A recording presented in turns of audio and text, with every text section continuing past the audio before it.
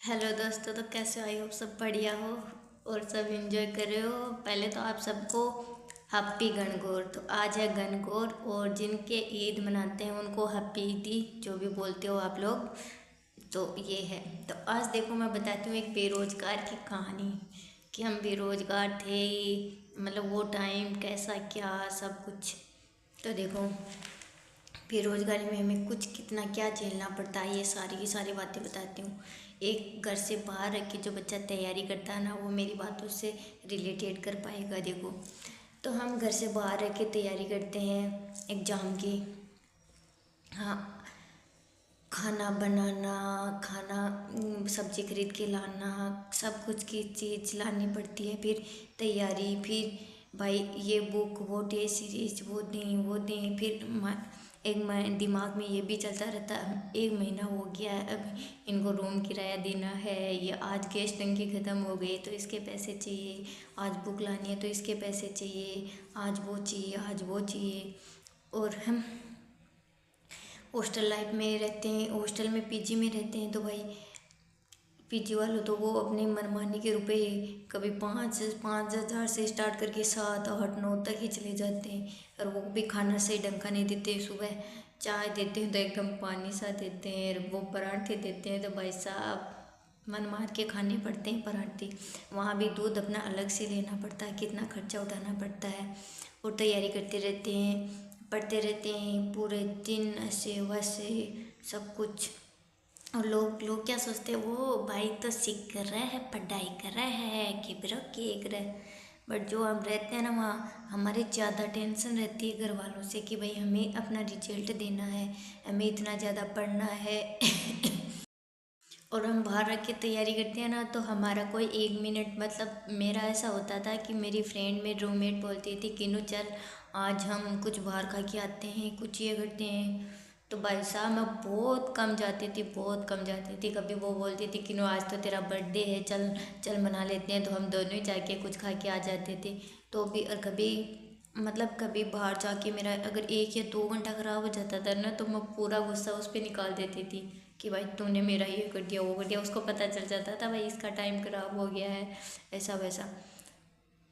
और भी हम सुबह उठने अपने आप ही नींद ही नहीं आती भाई साहब। बाहर रहते हैं ना, घर पे अच्छी तैयारी होती है, बाहर रहते हैं ना तो भाई साहब नींद ही नहीं आती है। पूरे दिन दिमाग में चलता रहता है, पढ़ना है, पढ़ना है, पढ़ना पढ़ना है, पढ़ना है, पढ़ना, यही ये रहता है।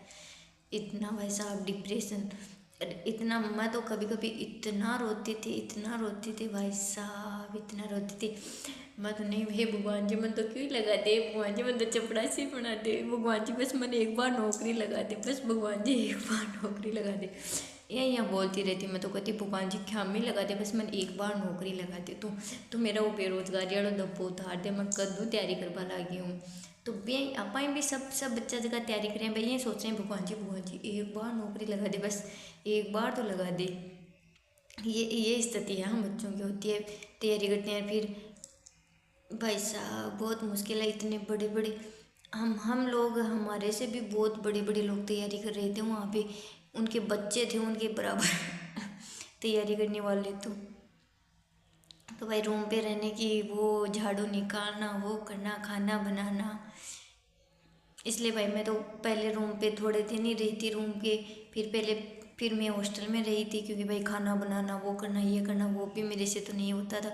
उसमें भी मुझे, और मैं तो घर से बाहर रह के तैयारी करती थी ना, तो बहुत कम लोगों से कांटेक्ट में, मेरे 1, 2 दोस्त थे उनसे बस। और इसके अलावा मैं किसी से कोई बात नहीं करती थी। ये तो मेरी एक आदत अभी भी है कि मैं चला के किसी को फ़ोन नहीं करती हूँ, चला के किसी को फ़ोन नहीं करती हूँ। कोई ज़्यादा इमरजेंसी हो ना भाई, कि काम हो, तभी मैं फ़ोन करती हूँ।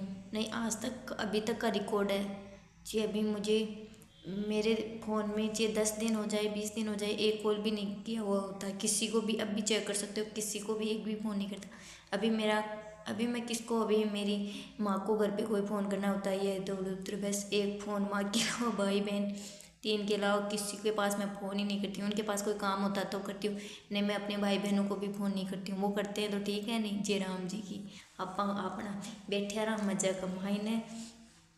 तो यह बात होती है ना।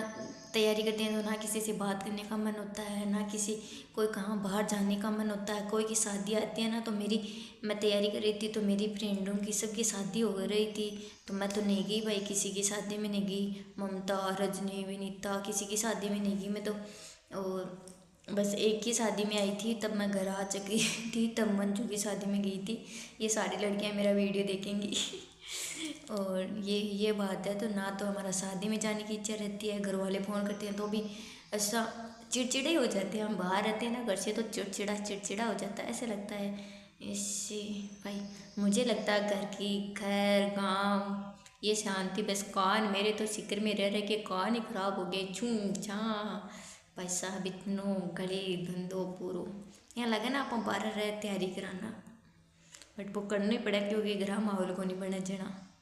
तो भाई बेरोजगारी है तो पढ़ता रहो और कोई शांत जगह चुन लो, शहर में दूर। आजकल तो फोन, तो भाई बेरोजगारी के दिन तो बड़े खतरनाक होते हैं। आप मैं बता रही हूँ, आप छोटी सी नौकरी लग जाओगे तो भी आपको मेंटली आप फ्री रह जाओगे, अभी भी आपको उतना डिप्रेशन नहीं हुआ। जो बच्चा ऐसे सोच लेगा ना दिमाग में कि मैं तो एक छोटी सी जॉब करता हूँ, इससे क्या होगा, ये वो होगा, तब तो वो ज़्यादा डिप्रेशन में रहेगा। फिर आप सोच रहे हो अरे मेरे पास ये इतनी छोटी तो नौकरी है ना, किसी के पास तो ये नौकरी भी नहीं है। वो बच्चा कल अखबार में आया था कि बीटेक IIT किए हुए ने 4th ग्रेड का वो डॉक्यूमेंट वेरिफिकेशन करवाए, तो उन्होंने पूछा कि आपने तो इंजीनियरिंग कर रखी है, फिर आप 4th ग्रेड में क्यों लगना चाहते हो। तो उन्होंने बोला कि मेरे घर की स्थिति ऐसी है कि मैं 4th ग्रेड में लगना चाहता हूँ। तो भाई सब लगने चाहते हैं, बस आपके पास जॉब होनी चाहिए। तो इसलिए यही मोटिवेशन है कि आप पढ़ाई करो, फालतू के चीज़ों में मत पढ़ो। और मैं देख रही हूँ आजकल मेरे यूट्यूब से जितने लोग जुड़े हुए थे, उनमें से बहुत से लोग हैं ना जो अभी पढ़ रहे हैं, वो मुझे यूट्यूब पे दिखाई नहीं देते हैं, कभी के किसी कमेंट बॉक्स में दिखाई नहीं देते हैं। वो रियल में वो मेहनत कर रहे हैं, और वो तो आपको 1 साल के अंतर अंतर यही इसी यूट्यूब चैनल पे आके कमेंट करके दिखाएंगे, और मैं दिखा दूंगी कि देखो ये बच्चे यही यूट्यूब से थे और ये पढ़ के सिलेक्शन भी हो गया। तो आप भी पढ़ते रहो और डिप्रेशन को बाहर में जाने दो, और बस पढ़ाई करते रहो, ज़्यादा टेंशन मत लिया करो बस। धन्यवाद।